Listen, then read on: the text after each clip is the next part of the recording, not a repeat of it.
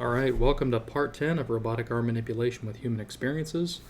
This is our outro. If you've made it this far, congratulations. This was a large and very complex project, so thank you for sticking with me through the whole thing. Let's talk about next steps, what you can do with this project, what I'm intending to do with it, etc. So first off, if you are interested in these kinds of videos and you'd like to keep seeing them, please take a moment, hit subscribe, hit like. That is a big signal for me that you all like what I'm putting out there and you'd like to see more of it. Talking about the best way to learn from these types of videos. This is a code walkthrough. It's not a course. I didn't have challenges for you sprinkled throughout, which just means that you get to make up your own challenges. One of the ways that I learn successfully for these kinds of things is I'll go and take a course on something or do a video walkthrough, learn how someone else solved a problem, and then take the time to go and take that and apply it to a new environment. I learned about soft-actor-critic from another course, another person's videos and walkthroughs and tutorials, and then applied it to this kind of environment.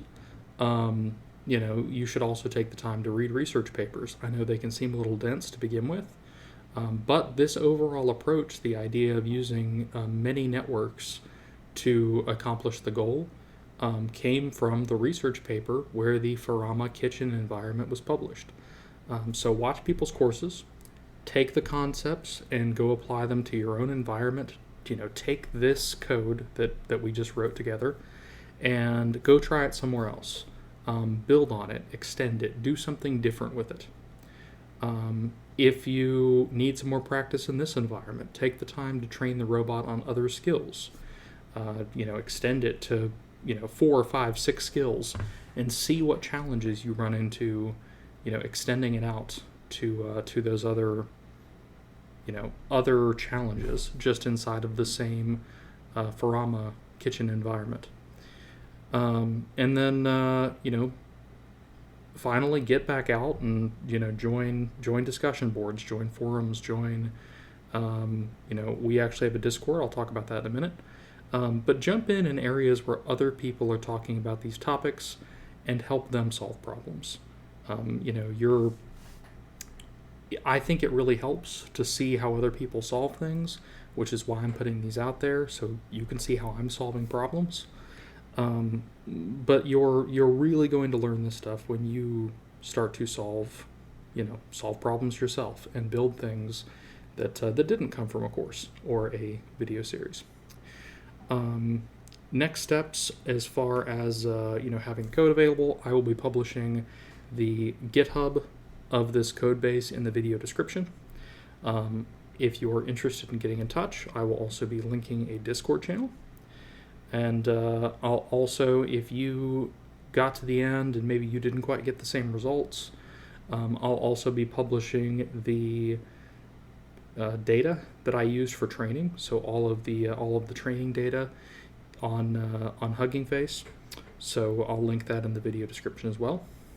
And then finally, I talked about doing different things with this code base. I solved this, and you've seen the solution extensively now. But basically taking the approach of having a series of specialized networks to do small parts of the project. To do each task has its own specialized network. But I'd like to see other ways that I could solve the same problem. So one of the things I'm working on, and I'm going to pull up some half-done code at the moment, is I am working on what I'm calling the Omni version of this agent. And that's basically taking one network and trying to teach it to learn all tasks. And so far, this has been really, really challenging. I've been hacking away at this for a couple of weeks, even with the knowledge gained from building the first project. This has been pretty hard to get it working. It's definitely much more difficult than teaching the agent on individual tasks. which for me, one, kind of validates the approach that the meta agent was a successful idea. But I'd also like to see the limits of what I can do with a single network. So I'm going to be working on an Omni agent, and if you're interested, if I can get this working, I will probably publish some bonus videos on this series that walk through how to convert the meta agent we built to an Omni agent that's one network that handles everything.